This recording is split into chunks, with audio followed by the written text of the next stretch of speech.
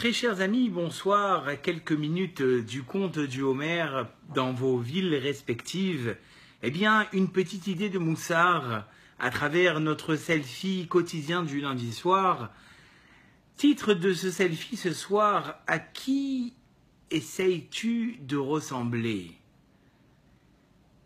J'ai vu durant les fêtes de Pessah, dans le livre du Rav Levinstein, qui a écrit une Agada sur Pessah, Lota asevecha pesel, un des commandements de la Torah, tu ne feras pas d'idole, vechol temuna, et toute image, asher bashamaim mimaal, qui serait dans les cieux encore plus haut, ve'asher ba'aretz, ou une image qui serait sur la terre en bas. Eh bien, le Rav Levinstein a dit de ce verset-là, nous pouvons tirer une très forte leçon de morale. Asher bashamaim, tout ce qui concerne le ciel, c'est-à-dire le service divin, l'accomplissement des mitzvot et l'étude de la Torah, mimaal, regarde celui qui est au plus haut niveau. Ve'asher ba'aretz, mais tout ce qui concerne la terre, c'est-à-dire le matériel, l'argent, les investissements, mitachat, regarde ceux qui sont en bas. Dit le Rav Levinstein, ceci doit être un principe de direction pour un homme, à savoir que quand il évalue son niveau de judaïsme, ne pas se dire de toute façon, il y en a bien qui font moins que moi. Non, non, non. Ve'asher bashamaim, ce qui concerne le judaïsme mimaal, il faut toujours voir ceux qui font plus que nous.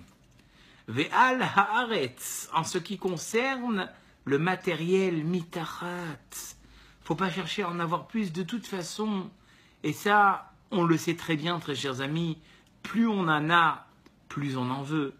Et donc, forcément, dès qu'on aura atteint certaines attentes, on se dira pourquoi finalement ne pas en avoir plus.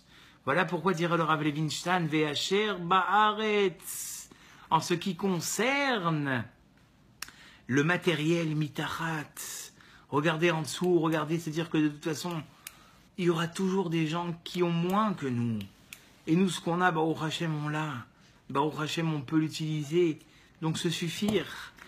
Et tout ça pour vous ramener ce soir, eh bien, nos fidèles paroles avec lesquelles nous terminerons le chapitre de l'humilité du Orchot Tzadikim, en tout cas des passages que j'ai choisis avec vous. Dira le Orchot Tzadikim, Artiten enecha velibecha. Mets tes yeux et ton cœur, Bemi Shehu le Marala Mimcha.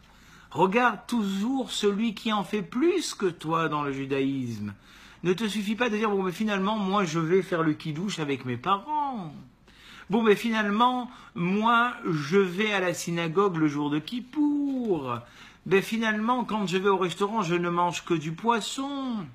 Mais il y a des gens qui font beaucoup plus que ça. Veishtadel lirdof acharav. Cours. Pourquoi c'est qui ici court? Parce que quelqu'un qui court pas vers ses ambitions, très chers amis, on le sait tous, on s'endort très très vite. Donc cours vers où tu dois aller, ou les asigo, et essaye de rattraper ceux qui font plus que toi.